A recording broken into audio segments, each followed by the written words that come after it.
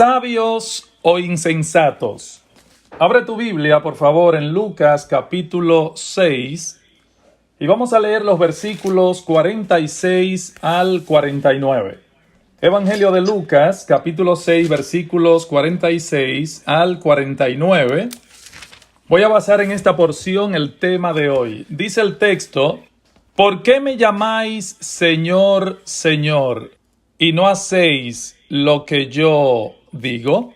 Fíjense, ¿por qué me llamáis Señor, Señor, con los labios, y no hacéis lo que yo digo? Todo aquel que viene a mí y oye mis palabras y las hace, os indicaré a quién es semejante. Semejante es al hombre que al edificar una casa, cavó y ahondó y puso el fundamento sobre la roca, y cuando vino una inundación, el río dio con ímpetu contra aquella casa, pero no la pudo mover porque estaba fundada sobre la roca. Mas el que oyó y no hizo, semejante es al hombre que edificó su casa sobre tierra, sobre arena sin fundamento, contra la cual el río dio con ímpetu y luego cayó, y fue grande la ruina de aquella casa. Con estas palabras, nuestro Señor Jesucristo le da conclusión al sermón más importante que jamás se haya predicado en toda la historia, mis hermanos. El Sermón del Monte. Se ha dicho, y con mucha razón, que ningún sermón debería concluir sin hacer alguna aplicación dirigida a la conciencia de aquellos que lo escuchan.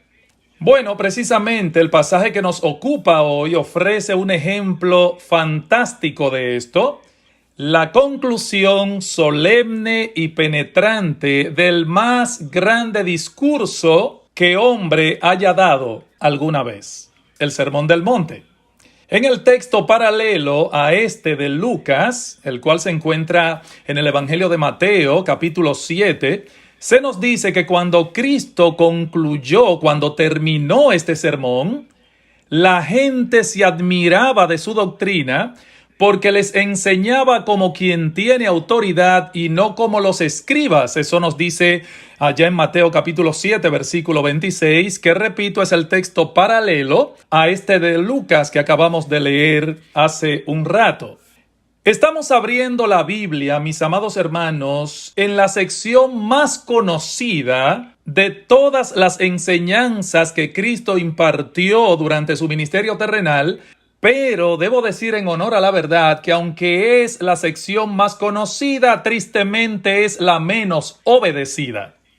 Eso es el Sermón del Monte, la sección más conocida de las enseñanzas de Cristo, y al mismo tiempo la menos practicada. Y ya que estamos ante una advertencia tan solemne, hermanos, yo creo que nosotros haríamos bien, seríamos sensatos si prestamos la debida atención a lo que allí se nos está diciendo. El Señor comienza el pasaje diciendo en el versículo 46, haciendo una pregunta: ¿por qué me llamáis Señor, Señor, y no hacéis lo que yo digo? Lo primero que nosotros vemos en este pasaje es, hermanos, cuán antiguo y común es el pecado de no practicar lo que se dice o se promete. Eso es lo primero que salta a la vista cuando leemos esta porción de la palabra de Dios. Cuán antiguo y común, dicho sea de paso, es el pecado, porque es un pecado, de no practicar lo que se dice con los labios o se promete. A lo largo del ministerio terrenal de nuestro Señor Jesucristo, Él tenía y tiene de paso muchos seguidores que pretendían tributarle honor llamándole Señor con los labios, pero que sin embargo no hacían su voluntad. Siempre ha sido así. De manera que el mal que Cristo está denunciando en este pasaje que nos ocupa hoy es algo que ha afligido al cristianismo a lo largo de toda su historia, mis hermanos. Inclusive había existido 600 años antes de Cristo, en el tiempo del profeta Ezequiel. Escuchen lo que se nos dice en Ezequiel, capítulo 33, versículos 30 al 32, puedes buscarlo allí en tu iPad o en tu celular o en tu Biblia en físico, si la tienes. Ezequiel 33, versículos 30 al 32. Miren cuán antiguo es este pecado. Dice, y tú, hijo de hombre, eso es Dios hablándole a Ezequiel, los hijos de tu pueblo se mofan de ti junto a las paredes y a las puertas de las casas, y habla el uno con el otro, cada uno con su hermano, diciendo, venid ahora y oíd qué palabra viene de Jehová, y vendrán a ti como viene el pueblo, y estarán delante de ti como pueblo mío, y oirán tus palabras, y no las pondrán por obra. Antes, sigue diciendo el texto, hacen halagos con sus bocas y el corazón de ellos anda en pos de avaricia. Y he aquí, otra vez, que tú eres a ellos como cantor de amores, hermoso de voz y que canta bien, y oirán tus palabras, pero no las pondrán por obra. Y no solamente en los tiempos del profeta Ezequiel uno puede leer esto. También, hermanos, en la iglesia primitiva, en los días de Santiago, aparentemente existía el problema de no poner en práctica lo que se enseñaba. Por eso dice en Santiago capítulo 1, versículo 22, pero sed hacedores de la palabra y no tan solamente oidores, engañándoos a vosotros mismos. Así que por lo visto este es un mal, un gran mal que nunca ha cesado de prevalecer en el pueblo de Dios, en las iglesias. El ser oidores y no hacedores de la palabra, hermanos, es a mi juicio una plaga destructora de las almas, sobre todo de muchos que profesan la fe. Yo creo que pocos pecados demuestran tanta insensatez y tanta necedad como este que se nos señala en el texto. Inclusive noten que el mismo Cristo les llama insensatos. Hermanos, de nada nos sirve profesar un cristianismo que no se demuestra a través de una clara obediencia a la palabra de Dios. De nada nos sirve. ¿Por qué me llamáis Señor, Señor, pero, subraya esto, no hacéis lo que yo digo? ¿De qué nos sirve a nosotros profesar un cristianismo que no se demuestra a través de una clara obediencia a la palabra predicada? El hombre, la mujer, el joven, en quienes en verdad mora el Espíritu Santo, no se conformará con ser indiferente sin hacer nada que demuestre su obediencia a Cristo y su palabra. Mira, mi hermano, el primer sermón de tu vida lo predica tu conducta. El primer sermón de tu vida lo predica tu conducta. De manera que la señal más clara de tu fe no es lo que dices, sino lo que haces. Porque lo más importante de la doctrina es la práctica. Así que lo que hace que nuestro testimonio suene verdadero es la vida que hay detrás de nuestras palabras. Mi hermano, mi hermana, ¿las acciones hablan más que las palabras?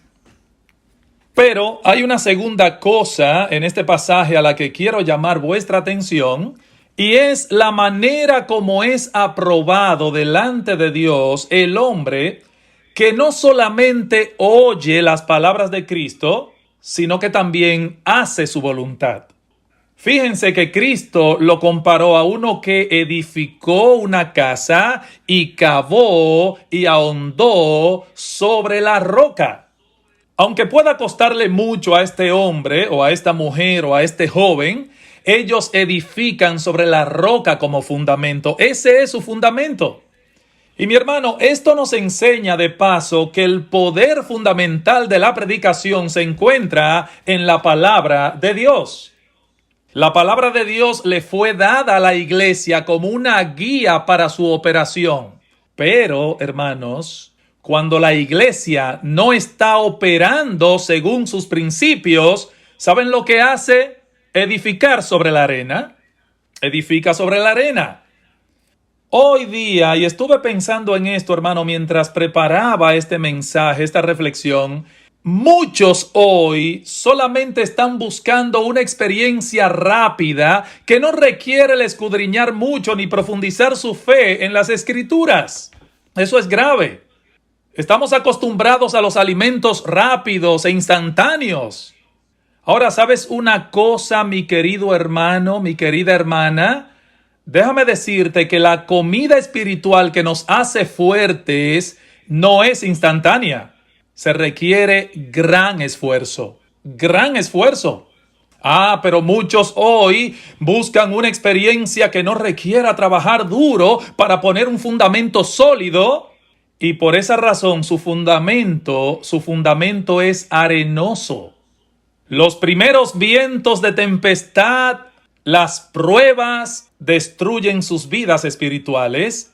Pero como dice el Salmo 1, bienaventurado el varón que en la ley de Jehová está su delicia, en la ley de Jehová, en la palabra de Jehová está su delicia, y en ella, en esa ley, en esa palabra, medita de día y de noche. ¿Cómo será ese varón? Ese varón será como árbol plantado junto a corrientes de aguas, que da su fruto a su tiempo y su hoja no cae, y todo lo que hace prosperará. Este tipo de creyente echa raíces profundas, las cuales evitan que el árbol caiga cuando soplen los vientos huracanados sobre él, es decir, las pruebas, las adversidades de la vida. La palabra de Dios es vida, mis hermanos, para formar un fundamento sólido. Y esto nos lleva de la mano a mi último encabezado que veremos mucho más brevemente. Y es el triste cuadro que Cristo nos presenta acerca del hombre religioso que oye la palabra, pero no la pone en práctica. Hermanos, miren el triste cuadro que Cristo nos presenta sobre el hombre religioso que simplemente se limita a oír la palabra, pero es como si no la hubiese escuchado. No la pone en práctica. Miren que Cristo lo compara a uno que edificó su casa sobre arena, sin fundamento. Hermanos, ¿qué es el fundamento? Bueno, el fundamento es la parte de la construcción que más trabajo da y es de hecho el que menos se ve. Imaginemos por un momento aquellas dos casas de las que Cristo habla, la del insensato, que edificó sobre la arena, y la del hombre prudente o sabio que edificó sobre la roca. Imagínenlo. Por fuera aquellas dos casas eran idénticas. El que edificó en la arena puede que al principio parezca muy espiritual, es verdad. Solamente un ojo experto podría descubrir la diferencia entre su religión y la del cristianismo verdadero. Ambos asisten a la iglesia. Ambos escuchan la misma palabra, la misma predicación, profesan la misma fe, observan las mismas reglas y escuchan el mismo sermón. Los dos edificaron su casa y puede que hasta se parezcan. Pero llega el momento de descubrir la diferencia. ¿Cuál es? Uno obedece lo que oye y el otro sencillamente no obedece y por consiguiente tienen destinos diferentes. Mire, si usted solo ha fundado su experiencia cristiana en emociones y no en la palabra de Dios, yo le tengo una muy mala noticia. Si usted es de los que ha fundado su experiencia cristiana en emociones o en sentimientos y no en la palabra de Dios, tengo para decirle que su casa espiritual caerá en el momento de la prueba. Usted no va a aguantar. Ahora, si su vida interna está edificada tanto en la palabra viviente que es Cristo como en la palabra escrita, le tengo una buena noticia. Usted saldrá más que vencedor en medio de las pruebas.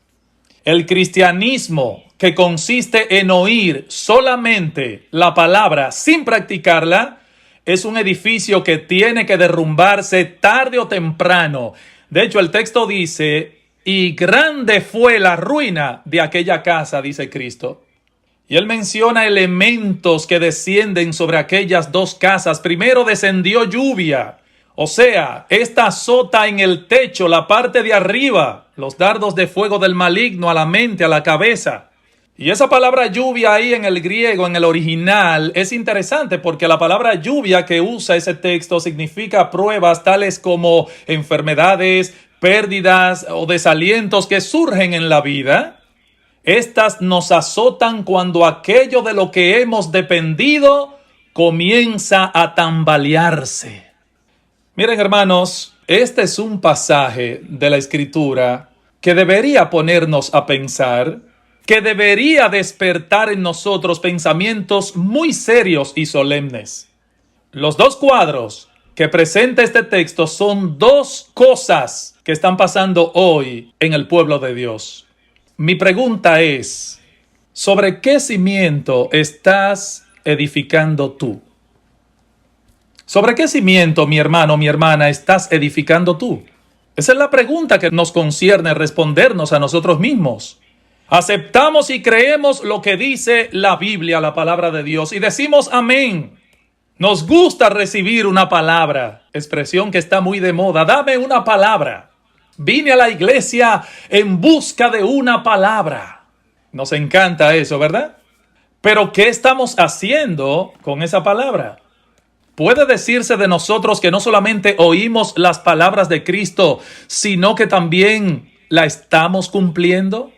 Mi hermano, ¿cuál es tu fundamento?